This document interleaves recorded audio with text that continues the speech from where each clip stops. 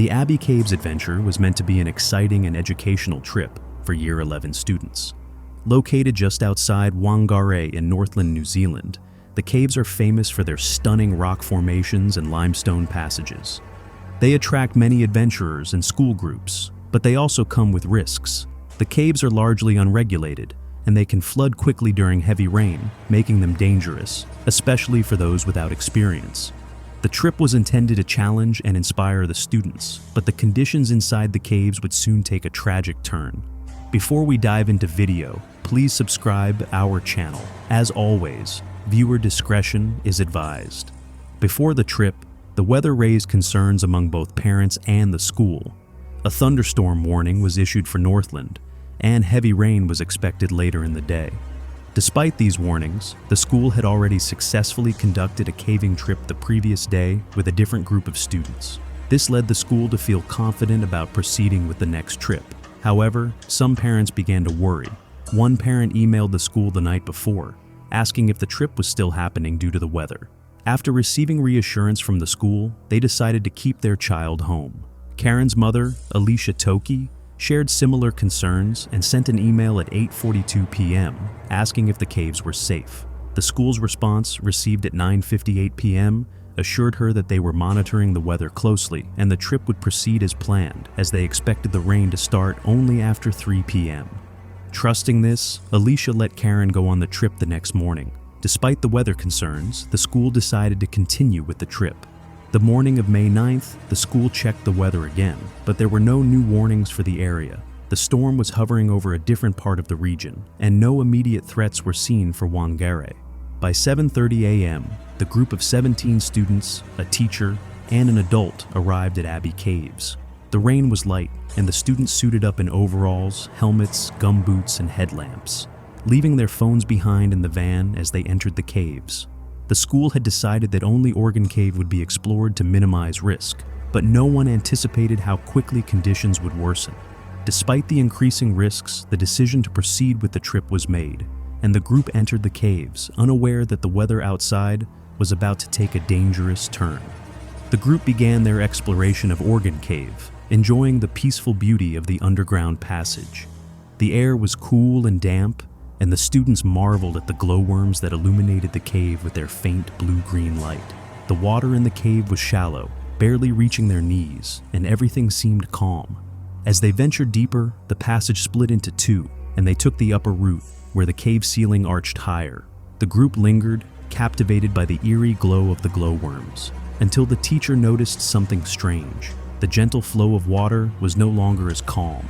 The water level had risen, and the sound of rushing water echoed through the cave.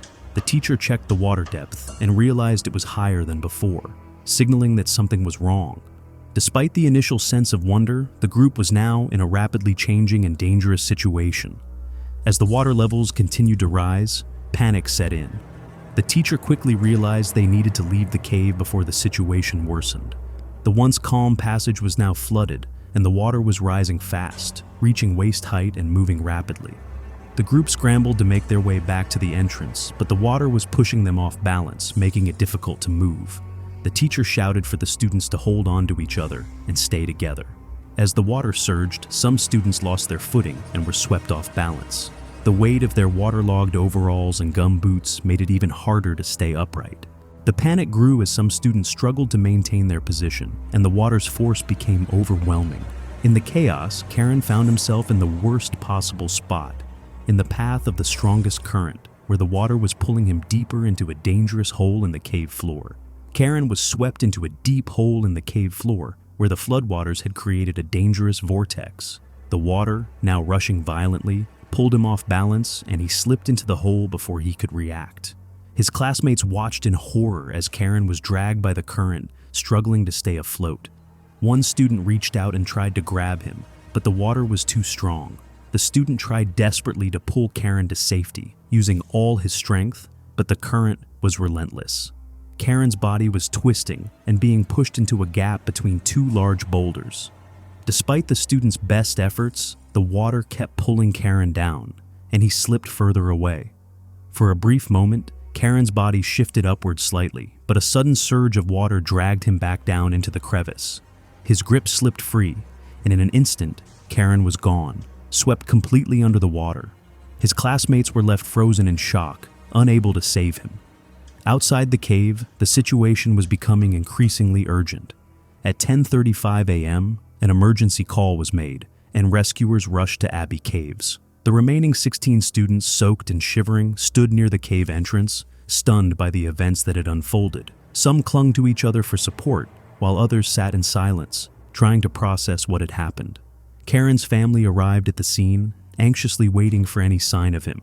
However, the floodwaters inside the cave were still too high, preventing rescue teams from entering.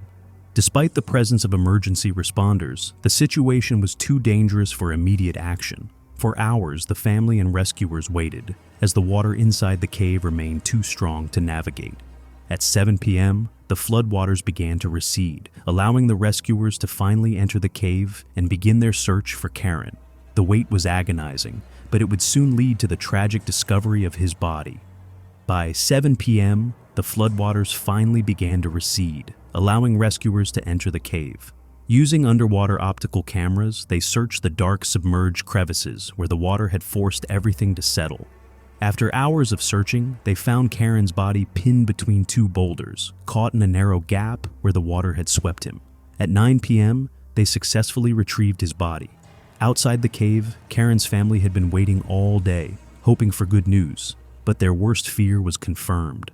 This was not just a tragic accident.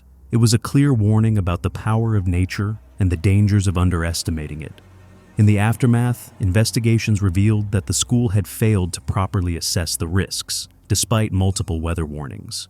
In 2024, the school's board was charged with exposing students to serious harm, and by July 2024, they pleaded guilty. The court ordered them to pay over $500,000 in reparations, acknowledging the devastating impact on Karen's family and classmates. The Abbey Caves tragedy highlights the critical need for thorough risk assessments, especially when engaging in outdoor activities with students. Schools and organizations must prioritize safety, closely monitoring weather conditions and ensuring that adequate precautions are taken before any trip.